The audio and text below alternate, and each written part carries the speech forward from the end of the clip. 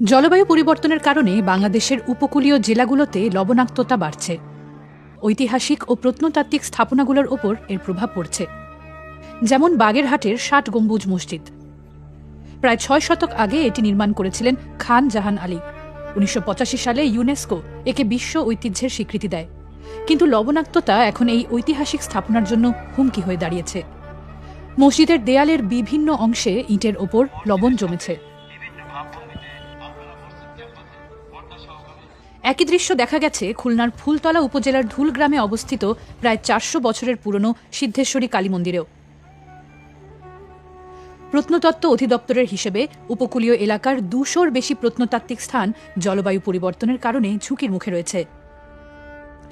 জলবায়ু পরিবর্তনের কারণে হুমকির মুখে থাকা স্থাপনা নিয়ে ২০০৭ সাল থেকে কাজ করছেন খুলনা বিশ্ববিদ্যালয়ের স্থাপত্য বিভাগের অধ্যাপক ড খন্দকার মাহফুজউদ্দারাইন।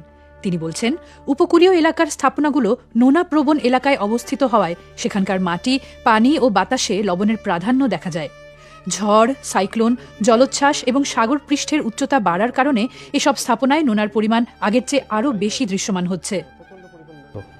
তো এই নোনা কিন্তু আমাদের এই স্থাপনাগুলোকে নিঃশেষ করে দিচ্ছে, কারণ এই টোটাল জিনিসটা পাউডার আকারে এই মানে বাইরের যে বহিরাভাগে যে স্তরটা উঠে যাচ্ছে। হ্যাঁ, তো এইগুলো খুবই ভয়ানক ক্ষতিকারক একটা জিনিস। হ্যাঁ, নোনা এবং এই সমস্ত যে ব্ল্যাক যে স্টেইন এখানে তৈরি হচ্ছে আর কি। হ্যাঁ, প্রত্নতত্ত্ব অধিদপ্তরের খুলনার আঞ্চলিক পরিচালক লাভলি ইয়াসমিন অবসর নেওয়ার কয়েকদিন আগে ডয়চে ভেলেকে জানান, মসজিদগুলোর দেওয়াল দ্রুত ক্ষয়ে যাচ্ছে।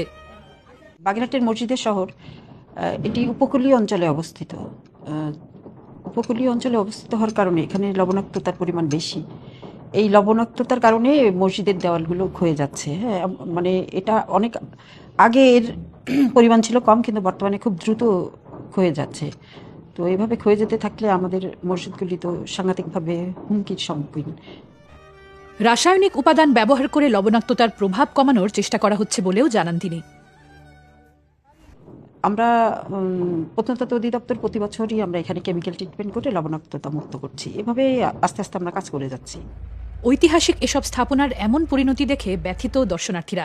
তারা চান সরকার এসব সংরক্ষণের উদ্যোগ নিক। ঐতিহাসিক ৬০ গম্বুজ রয়েছে, ওখানে আমরা ঘুরতে গিয়েছিলাম এবং আমরা ওইখানে দেখলাম যে কিছু বিল্ডিংয়ের কিছু লবণাক্ততা দেখা গিয়েছে, কিছু জায়গা হচ্ছে খসে খসে পড়তেছে, সাদা হয়ে গেছে। কিন্তু আমরা চাচ্ছি যে এই ঐতিহাসিক যে স্থাপনাগুলো রয়েছে এগুলো যেন কখনো হারিয়ে না যায়। মসজিদের শহর বাগেরহাটে ৬০ গম্বুজের মতো একটা জায়গা, সেই জায়গা থেকে যদি লবণাক্ততার কারণে এক ধরনের একটা আমাদের শিল্প ঐতিহ্য যদি নষ্ট হয়ে যায়, এটা আমাদের বাগেরহাটবাসীর জন্য অত্যন্ত কষ্টের এবং বেদনার। লবণাক্ততার কারণে চূড়ান্ত পর্যায়ের একটা ক্ষতিগ্রস্ততার সম্মুখীন হয়েছে। তো আমরা জোর দাবি জানাই যে বর্তমানে যে অবস্থায় আছে এই অবস্থাতে আর দায় না এড়িয়ে কিভাবে এইটাকে হুমকি থেকে বেরিয়ে আসা যায়, লবণাক্ত থেকে বেরিয়ে আসা যায়। আমরা সরকারের কাছে জোর দাবি জানাই আমাদের এই ইতিহাস, ঐতিহ্য এবং এই ট্যুরিজম অর্থনীতিটাকে সংরক্ষণ করার জন্য আমাদের এই সকল ওয়ার্ল্ড হেরিটেজগুলো এবং বিভিন্ন স্থাপনাগুলো দ্রুত সংস্কার করা দরকার।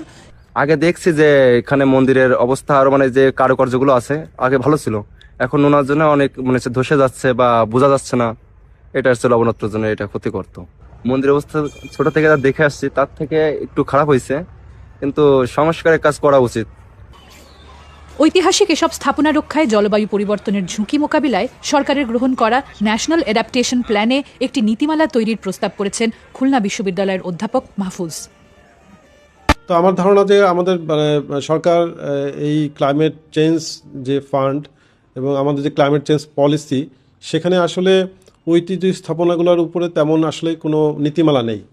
তো সবচেয়ে ভালো হয় যেন সরকার যে আমাদের ন্যাশনাল অ্যাডাপ্টেশন প্ল্যান, সেই ন্যাশনাল অ্যাডাপ্টেশন প্ল্যানে যদি ঐতিহ্য স্থাপনাগুলির সংরক্ষণ বা এর যে অ্যাডাপ্টেশন, এটাকে যদি আনা যায় তাহলে এটা হবে খুবই গুরুত্বপূর্ণ একটা উদ্যোগ।